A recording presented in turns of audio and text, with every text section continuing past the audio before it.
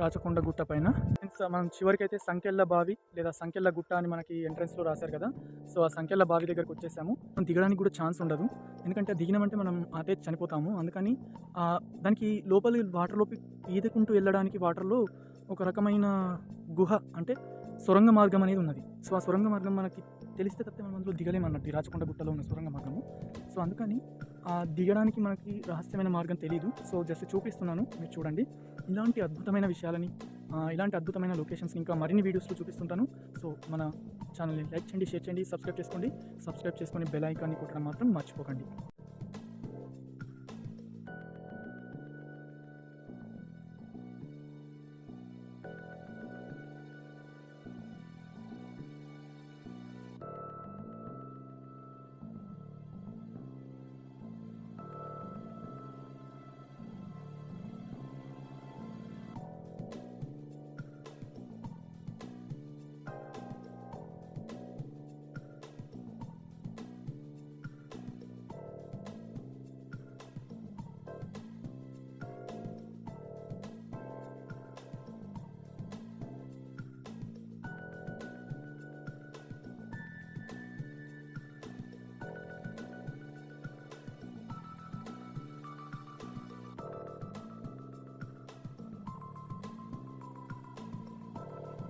ఈ సంకెళ్ళ బావికి పక్కనే ఉన్న ఇంకొక ఎంట్రన్స్, అంటే ఎవరినైతే శిక్షించాలనుకుంటున్నారో వాళ్ళని ఇంకొక వైపు నుంచి ఈ సంకెళ్ళ బావి వైపుకు తీసుకొస్తారన్నట్టు భటులు, సైనికులు.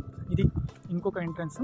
మనకి సంకెళ్ళ బావి అని పూర్తిగా స్పష్టంగా తెలియడానికి ఆ స్టోన్స్ మీద కొన్ని రకమైన అచ్చులని కూడా పెట్టున్నారు. హోల్స్ లాగా డిజైన్ ఒక మాదిరి. అంటే ఇక్కడికి రాగానే వాళ్ళకి తెలిసిపోతుంది సంకెళ్ళ బావికి తీసుకెళ్తున్నారు అని చెప్పేసి, మమ్మల్ని శిక్షిస్తారని చెప్పేసి. ఇది సంకెళ్ళ బావికి సంబంధించిన ఒక ప్లేస్ అన్నట్టు. మనం ఇప్పుడు సంకెళ్ళ బావికి వెళ్ళడానికి మనం ప్రయత్నిద్దాం. ఇదంతా ఆ సంకెళ్ళ బావి దగ్గర ఉన్న చుట్టుపక్కల కొండ లోయ ప్రాంతము. మనం సంకెళ్ళ బావి దగ్గరకు వచ్చాము. అది ఏంటంటే ఇలా పొడవుగా ఉంటుంది చూడండి, స్టోన్కు ఇది చూపిస్తుంది కదా, సన్నగా ఒక వేలాగా ఉంటుంది. ఇదే సంకెళ్ళ బావి. ఈ బావిలోనే మనకి జనాలని శిక్షించి అందులో పడేసి చంపేవాళ్ళు.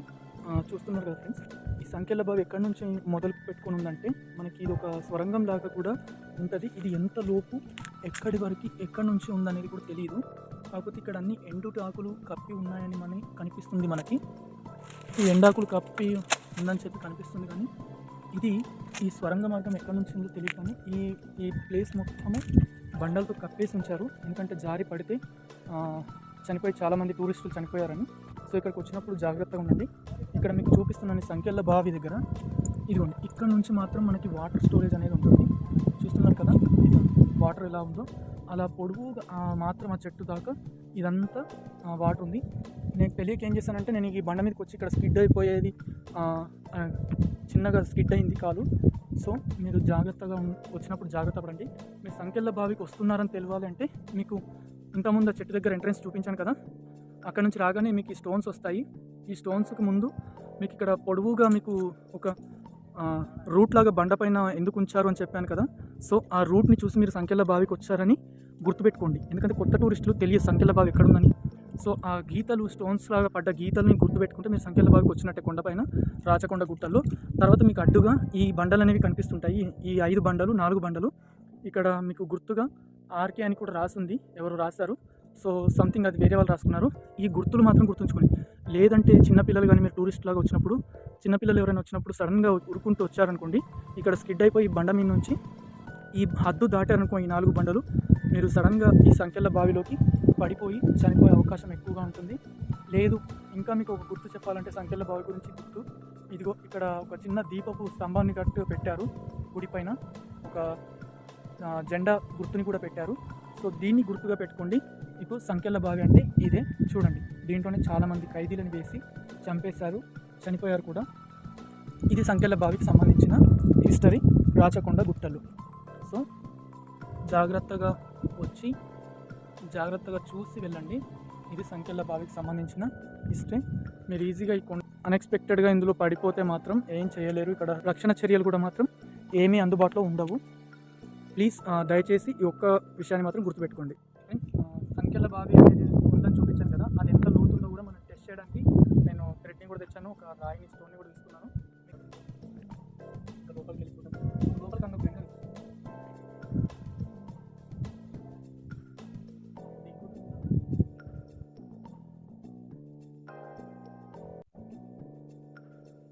ఫ్రెండ్స్, ఇప్పుడు ఇక్కడైతే ఇంత లోతు ఉంది. దగ్గర దగ్గర 15 అడుగుల లోతు అయితే ఉంది. ఎందుకంటే ఇది 15 అడుగుల లోతు మనకి ఇప్పుడు చూపిస్తుంది. ఇంతకుముందు కాలంలో 70 అడుగుల లోతు వరకు ఉంది. ఒక మనిషి అందులో పడిపోయాడంటే ఇక అతను ఎముకల గూడు కూడా బయటకి రాదు అనే ఒక నమ్మకం ఇక్కడ. శిక్షణ అలాంటిది అని చెప్పేసి అందరికీ తెలుసు. సో మనకి చాలా వందల సంవత్సరాలు అయిపోయింది కాబట్టి మట్టి అలాంటి కొండల మీద నుంచి వచ్చిన దుమ్ము, వర్షానికి వచ్చిన మట్టి అంతా కొట్టుకొచ్చేసి అందులో పూర్తిగా నిండిపోయింది. అందుకే మనకి ఇప్పుడు దగ్గర 15.5 అడుగులు చూపిస్తుంది.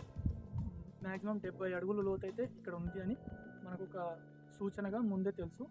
ఈ రాచకొండ గుట్టల్లో సంకెళ్ళ బావి ఇప్పుడు ప్రస్తుతానికి 15.5 అడుగుల లోతు అయితే ఉంది మనకి. ఇది ఫ్రెండ్స్, చాలా జాగ్రత్తగా ఉండండి. వచ్చినప్పుడు అన్ఎక్స్పెక్టెడ్గా పడిపోతే ఏం చేయలేని